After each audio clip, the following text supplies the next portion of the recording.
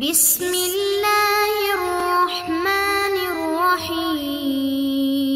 بسم اللہ الرحمن الرحیم۔ معزز طلبہ اکرام، صحیح البخاری جلد اول سبق نمبر 5 ہے۔ اس سبق میں ہم صحیح البخاری کا تعارف، اس کا حصہ دوم پڑھیں گے۔ سبق نمبر 4 میں ہم نے صحیح البخاری کا تعارف یعنی مکمل نام، بمائے وضاحت اور سبب تالیف اور جس جگہ صحیح البخاری کو لکھا گیا ہے اس کے بارے میں پڑھا تھا۔ آج کے سبق میں ہم صحیح البخاری میں امام بخاری علیہ رحمہ کا منہج، صحیح البخاری کی خصوصیات، امام بخاری علیہ رحمہ نے صحیح البخاری کے لیے کیا کیا شروط عائد کی اور علماء کے ہاں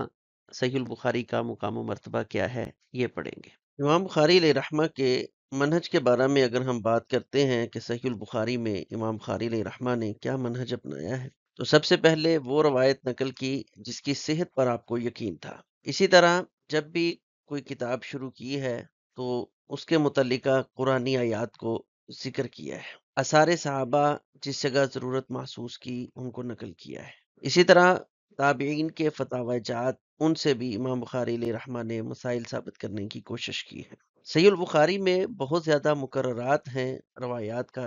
قرار ہے، اس میں امام بخاری علیہ رحمہ نے کئی ایک فوائد ذکر کیے۔ مثلا تکرار روایت سے یہ ثابت کرنا مقصود ہے کہ یہ روایت کئی ایک صحابہ سے منقول ہے۔ بعض اوقات ایک سند راوی ان سے بیان کرتا ہے اور دوسری سند میں وہاں صراحت سما ہے،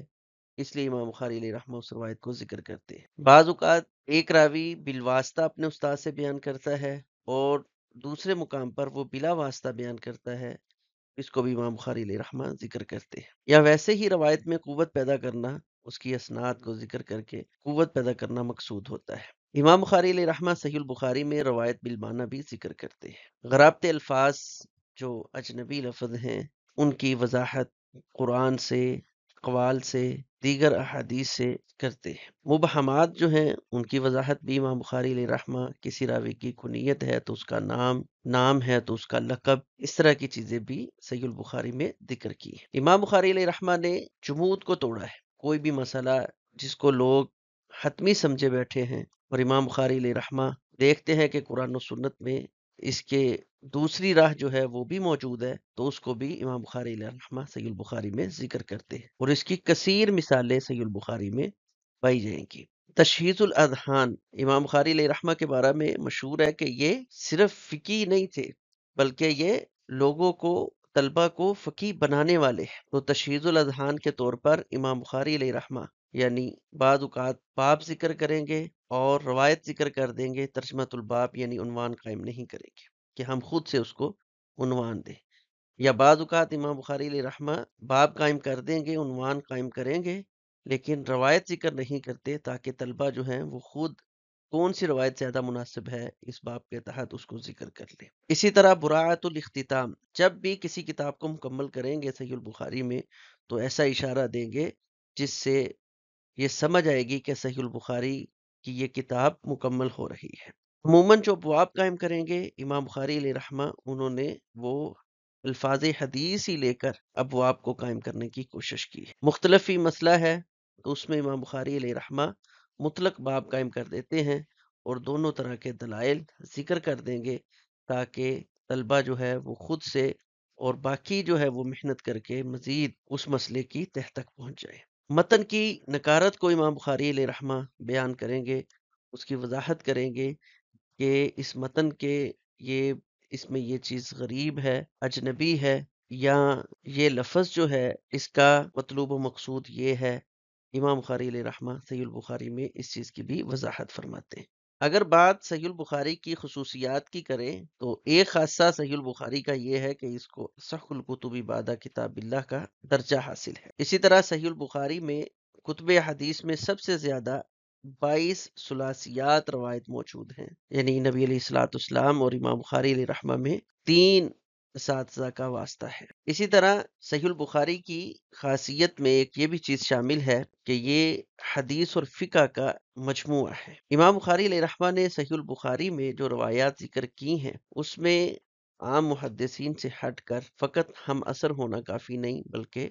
ملاقات کی بھی شرط عائد کی ہے۔ صحیح البخاری کو یہ اعزاز بھی حاصل ہے کہ اس کو ایک وقت میں پڑھنے والے 90,000 محدثین۔ صحیح البخاری پڑھنے کے ساتھ قاری کے اندر اجتہاد کا وصف پیدا ہو جاتا ہے۔ صحیح البخاری کو مدارس میں جو قبولیت ہے وہ بھی اس کے خاصوں میں شامل ہے۔ جس قدر صحیح البخاری کے شروحات اور حواشی ذکر کیے گئے ہیں، کسی اور کتاب کو یہ اعزاز حاصل نہیں ہو سکا۔ بعض سلف کے قول کے مطابق صحیح البخاری کو کتاب رسول ہونے کا اعزاز حاصل ہے۔ صحیح البخاری میں بہت سے قرآنی الفاظ کی امام بخاری علیہ رحمہ نے مختلف مقامات پر اور خصوصاً تفسیر القرآن میں بہت زیادہ وضاحت کی ہے۔ صحیح البخاری کے لیے امام بخاری علیہ رحمہ نے کوئی شروط ذکر نہیں کی، لیکن جب ہم صحیح البخاری کا مطالعہ کرتے ہیں تو چند ایک چیزیں یوں محسوس ہوتی ہیں جو محدثین نے ذکر کی ہیں کہ امام بخاری علیہ رحمہ نے اس کو شرط کی حد تک اپنانے کی کوشش کی ہے۔ روایت کے جتنے بھی روات ہیں اول تاخر تمام کے تمام ثقہ ہو، سند متصل ہو، کہیں انقطاع نہ ہو۔ طبقہ اولیٰ کے مکثرین مشائخ سے روایت لینے کو ترجیح دی ہے، یعنی امام بخاری علیہ رحمہ نے طبقہ اولیٰ کے اور پھر جن کے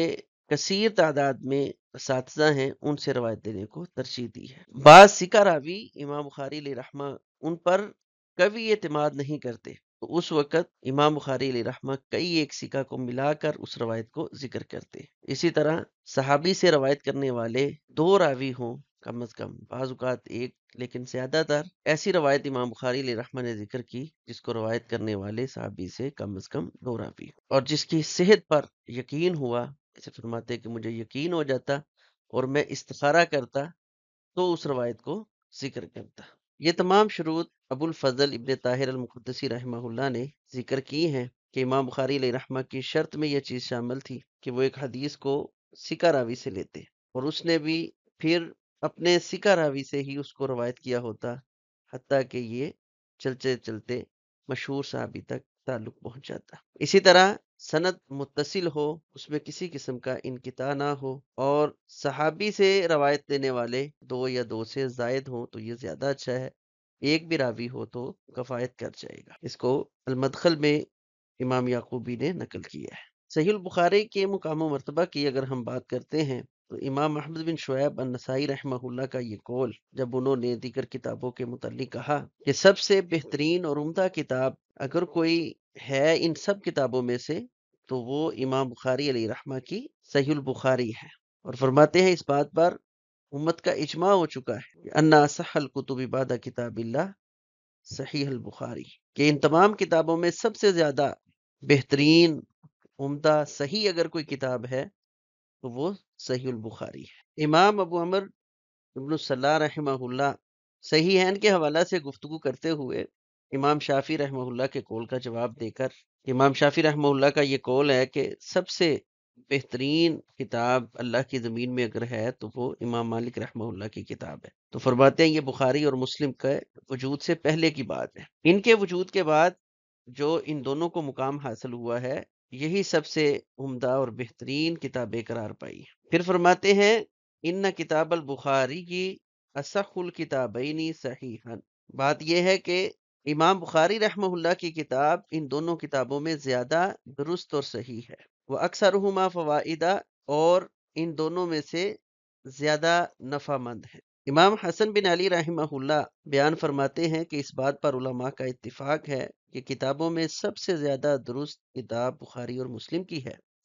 اور جمہور علماء اس بات پر متفق ہیں، واتفق الجمہور علی ان صحیح البخاری کی، کہ صحیح البخاری جو ہے یہ ان دونوں کتابوں میں زیادہ درست، زیادہ صحیح ہے۔ امام نووی رحمہ اللہ نے صحیحین کے حوالہ سے اس بات کو ذکر کیا کہ قرآن کے بعد سب سے درست کتاب صحیح البخاری اور صحیح مسلم ہے، اور علماء میں اس کو تلقی بالقبول حاصل ہے، اور اس کے ساتھ فرماتے ہیں وہ کتاب البخاری کی اصحہما و اکثرہما فوائدہ، یہ بات درست ہے کہ صحیح البخاری ان دونوں کتابوں سے زیادہ صحیح اور زیادہ فوائد میں ہے، اور اس میں بہت زیادہ معرفت اور امام بخاری علیہ رحمہ نے باریک بھی نکتے جو ہیں وہ ذکر کیے۔ اور اس کے ساتھ یہ بھی بات ہے کہ جو لوگ کچھ صحیح مسلم کو ترجیح دیتے ہیں، فرماتے ہیں بات یہ ہے کہ ترجیح وہ بخاری کی کتاب صحیح بخاری کو ہی حاصل ہے، اور یہی مذہب جو ہے مختار ہے الذی قال لہ الجماہیر و اہل الاتقان، جس کو جمہور علماء نے اختیار کیا ہے اور جو حدیث کے اسرار میں پختہ لوگ ہیں، غوطہ زنی کرنے والے ہیں، ان چیز کو ذکر کہ صحیح مسلم سے زیادہ صحیح بخاری کو مقام حاصل ہے، کیونکہ امام بخاری علیہ رحمہ کا کام امام مسلم رحمہ اللہ کے لیے ایک مثال تھا، جبکہ امام بخاری علیہ رحمہ نے بغیر کسی مثال کے یہ اتنا عمدہ اور شاندار کام کیا ہے۔ امام ذہبی رحمہ اللہ نے امام مرفضی رحمہ اللہ کے بارے میں بیان کیا ہے کہ وہ فرماتے ہیں، میں حجر اسود اور مقام ابراہیم کے درمیان سویا ہوا تھا، میں نے رسول اللہ صلی اللہ علیہ وسلم کو خواب میں دیکھا، آپ فرما رہے ہیں، یا ابا زید الی متی تدرس کتاب الشافعی ولا تدرس کتابی، کب تک تو امام شافعی رحمہ اللہ کی کتاب کو پڑھائے گا اور میری کتاب کو تو نہیں پڑھاتا؟ تو فرماتے ہیں، میں نے کہا، یا رسول اللہ صلی اللہ علیہ وسلم وما کتابو کا، آپ کی کتاب کون سی ہے؟ تو رسول اللہ صلی اللہ علیہ وسلم نے فرمایا کہ امام بخاری علیہ رحمہ کی جامع یعنی صحیح البخاری یہ میری کتاب ہے۔ آج کے سبق میں ہم نے امام بخاری علیہ رحمہ کا صحیح البخاری میں منہج، خصوصیات صحیح بخاری، امام بخاری علیہ رحمہ کی صحیح البخاری میں جو شروط ہیں ان کو ذکر کیا ہے، اور صحیح البخاری کے حوالہ سے محدثین کے چند ایک اقوال ذکر کیے ہیں، جس سے یہ بات واضح ہوتی ہے کہ صحیح البخاری کا مقام اور مرتبہ